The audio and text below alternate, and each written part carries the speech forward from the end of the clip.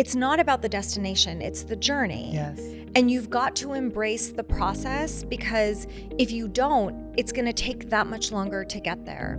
So it's not about that you need something more. It's not that you're lacking something. It's not that what you have already achieved isn't going to apply. It absolutely is.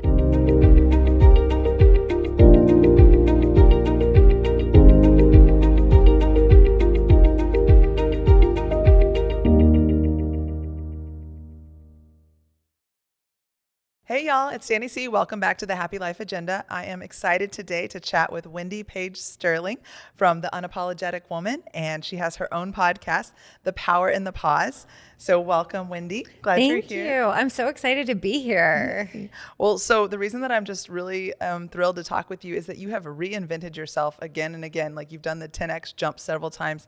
And so I think that's amazing inspiration for all of our listeners. And so I want you to kind of tell us about your journey and then tell us what you're doing now. Yeah. So, I worked in corporate for about 20 years, 2 decades, worked my way up, probably very similar to you, climbing that corporate ladder, built multi-million-dollar regions for the brands that I worked for. I worked in fashion.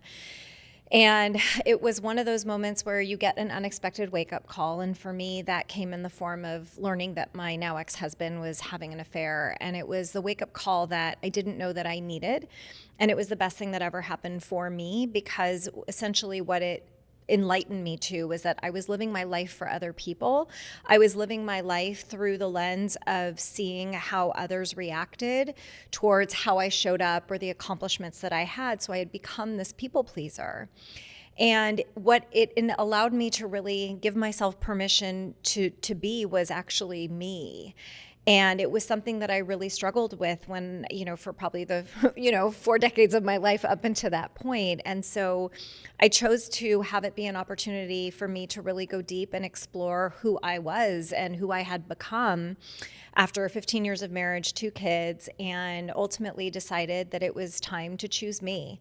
And what that meant was 2 things. It meant filing for divorce, and it meant leaving corporate America and becoming an entrepreneur, something that I had always wanted to do and I had always dreamed of. And so I made the jump and, gave myself the permission. I gave myself 2 years to replace my paycheck. And me being, the high achiever that I am, I was able to do that in under 18 months and built a really successful 7-figure divorce coaching business where I was helping women to really stand in their power of using their voice, just like I did, to recreate themselves and to live a life that felt in greater alignment with who they are based on all that they had been through, again, very much like me.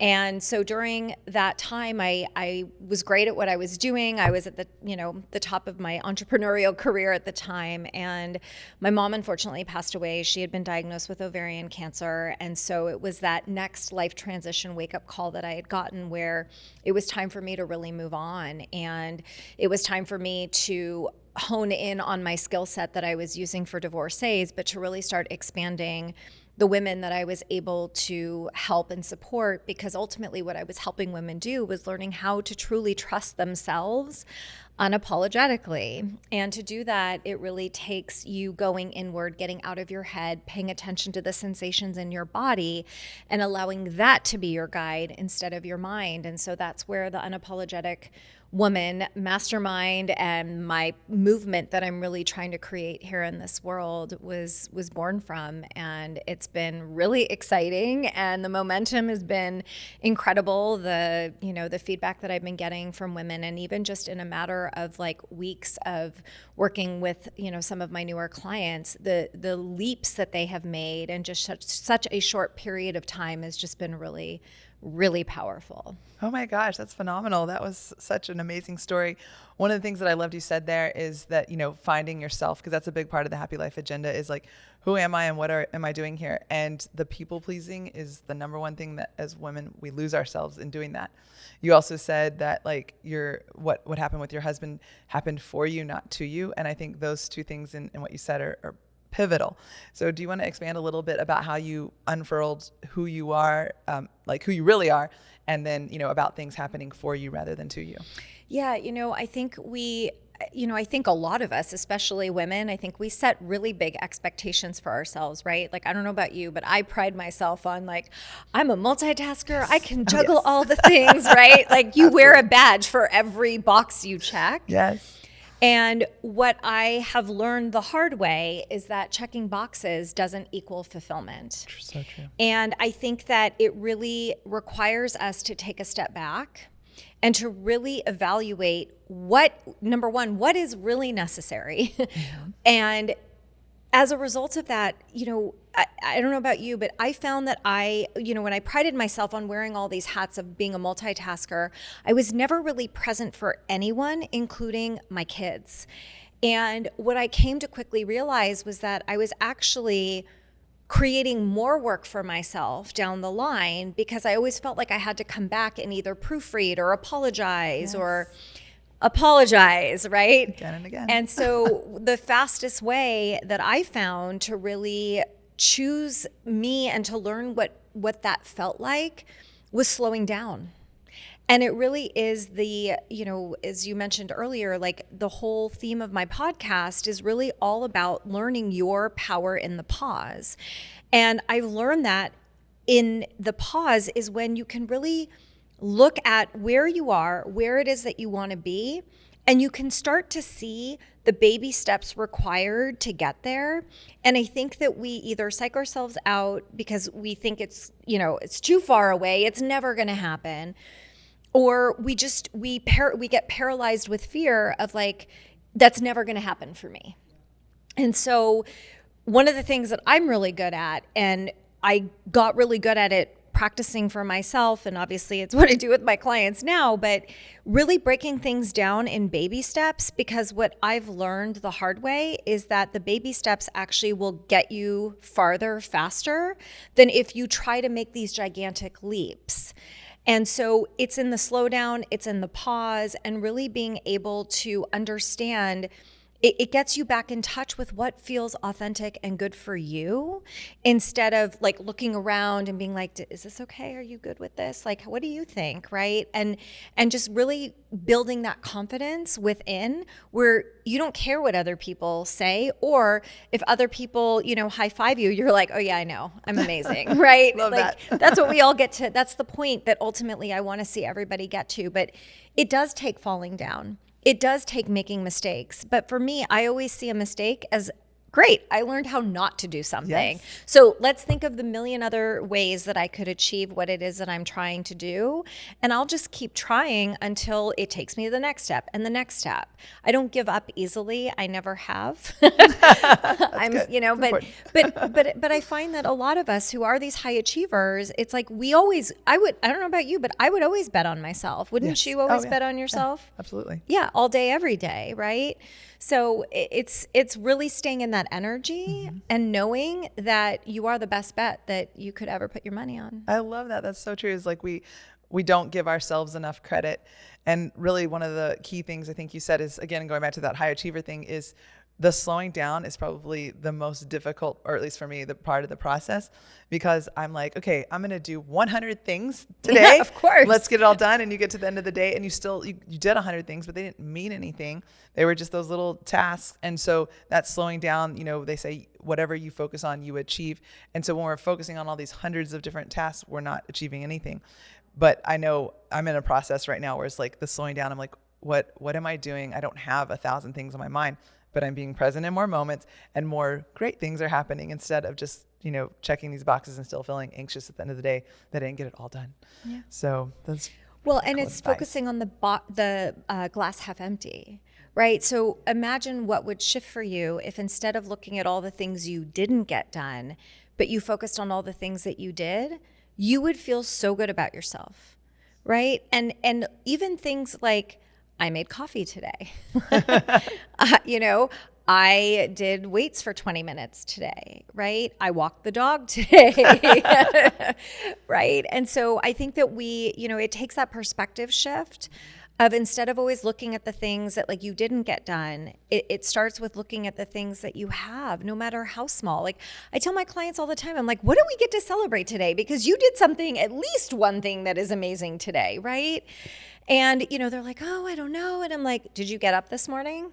They're like, well, I'm here. I'm like, great. We get to celebrate that you woke up today and you are alive. Yes. You took a breath today. Did you have coffee? Do you love your coffee? Oh, I can't survive without the coffee. Let's celebrate that you were alive and you got to make your coffee today, right? And so we put these big expectations on ourselves that these things have to be so grandiose and so big in order for us to celebrate. Absolutely not. You get to celebrate anything, everything, all day, every day. I love that because it's that, practicing the gratitude for every little thing. Because getting out of bed, I'm a night owl, but of course you live in the corporate world. You have to wake up early and get all these things done. And so I was always angry that I had to get up, but it's like you got to wake up, period, end of story. That's an amazing thing. So like those celebrations, that's a great tip. What are like 3 other things that, quick tips that you would tell somebody if they were like needing to get started on this journey? Well, the first part is just naming the awareness of, maybe it's something that you feels disconnected or missing, or you name that you're stuck, name that you don't know what to do, right? Because I think as women, we don't like admitting that we don't know how to do something. So true. It bugs me every which way to Sunday to I know be everything. like, right? I'm like, can you just look up a YouTube video? Isn't there a YouTube video on how to do this? But what I always try to break down for people, again, it's baby steps, but the first place to start is awareness. It is awareness around what is present for you right now, what is missing that is so present in your head all the time. And I would also be aware of what are your thoughts about that? Like, think about how you talk to yourself. Oh my gosh, that's a good one. Right? Would you ever say to your best friend or your daughter, right, your child, what you say to yourself? Never. Probably not, no. Never. Let's be honest. Yeah. I would never speak to my child, my husband, my best friend, my parent. I would never speak to them the way that I talk to myself. So I would invite you to ask, then why is it okay that you talk to yourself that way? And the next step after that is, what would your best friend say to you hearing you say that? Oh, wow. Because I bet she or he would say, what are you talking about? Right. That's not even true, right? And so what that process does is it gets you to a place where you're uncovering, what are the facts about my thoughts? Because 99.9% of the time, there are no facts. But our minds are so trained to look for evidence, and evidence from the past has nothing to do with the present moment. And so if you look at things from that lens and you just take those 3 steps, I guarantee you everything will start to change. Oh my gosh, those are really, really good tips. So now I kind of want to pivot a little bit to your business and what you do. And clients, how do they they're assessing their life, they feel stuck. What do they need to do to prepare for a conversation with you? How do they know that they're ready to call you? Kind of take me through that. I don't think they know if they know they're ready for me. I know they're ready for me. No. So, the whole thing about the type of women that I really love working with and that I tend to attract are women who have had success. And they have had so much success doing what they've been known to do. And now they're like, but I don't want to do this anymore. And you feel the pressure and the weight of the world, I'll call it, on top of you. So the thought of making a pivot feels impossible. And yet you have this gut feeling inside of you, this, one woman called it like she had this poke. And if you have that feeling in you that you're just like, God, I know I'm meant for more. I know I'm supposed to be doing more or something different, but I don't know how to get out of my own way. those are the people who, when they come to me, I'm able to, number one, really tap into their energy and to be able to kind of read for them, like, what is blocking you? What is standing in your way? And then together we can look at, okay, let's break this down and let's see, where do we want to be in 6 months? Like, realistically, where do we want to be, right? Because all of us are like, oh my God, I just want to be in the next job, replacing the paycheck, be done and check the box, and like I can go on with my life. And I'm sorry, but like there is no magic wand. And if you find it, let me know, because I would love access to it. But there is a process, right? And what I always try to encourage my clients is that, it's not about the destination, it's the journey. Yes. And you've got to embrace the process, because if you don't, it's going to take that much longer to get there. So it's not about that you need something more. It's not that you're lacking something. It's not that what you have already achieved isn't going to apply. It absolutely is. I mean, I had a client who she wants to make this pivot in her business, and she's a teacher, but she wants to pivot into doing more like copywriting work. And she's like, but I don't have the credentials. I don't have the this. I don't have the that. And I was like, didn't you just help your son get into college and help him write his essays? Well, yeah. Did you study English in school? Well, yeah. Okay, so do you write every day as a teacher? Yes. I was like, so explain to me why you don't think you have experience being a copywriter. And again, we hold these high standards and these high bars for ourselves. And it's good to have a high bar and a high standard. However, you're measuring yourself against other people who don't have the same experience, and that's fine. It's not a comparison game. But the standard game is not about the credentials. The standard game is the embodiment of who it is that you know that you are, that makes you qualified to be that version of yourself. And so I work with them on really embracing the embodiment of being that version and allowing that to just be the foundation from which they start building that next step from. And so it's something that, I mean, listen, I'm great at helping other people do this. I have a coach for a reason. I am not good at this for myself, right? It took me a lot longer. So I've been able to apply the years of coaching that I've paid for and I've, received myself. And I'm able to help my clients to fast track what took me a lot longer. And so if you are somebody who wants the extra help, if you are willing to invest in yourself because you want it that badly, you want it more than staying where you are, then that is my ideal client. But it's something that, if you're a high achiever, you will pay to have somebody help get you out of your own way. That's what I do. I've got stuff to do while I'm here on this earth. I mean, I am here to keep myself moving, to help as many people as possible. And that's my attitude. And those are the type of women that love to work with me, and I love to work with them. Oh my gosh, that's amazing. So you've written a book. Tell us a little bit about that, and that would be a great resource for our listeners. Yeah, so I wrote a book. It's called Divorce Sucks, Now What? And it was a book that I wrote after my mom had actually passed away. And dare I say, I feel like my mom co-wrote it with me. And it really talks a lot about the steps that I took to manage the grief of ending my marriage and the lessons that I have learned to be able to move forward from that experience. So anybody listening who has been through any life transition, it is a great resource to help you to navigate that unknown path. And so it's available on Amazon, and anybody can buy it. Wonderful. And then you have some other resources where we can contact you and learn more, and of course, get coaching help from you.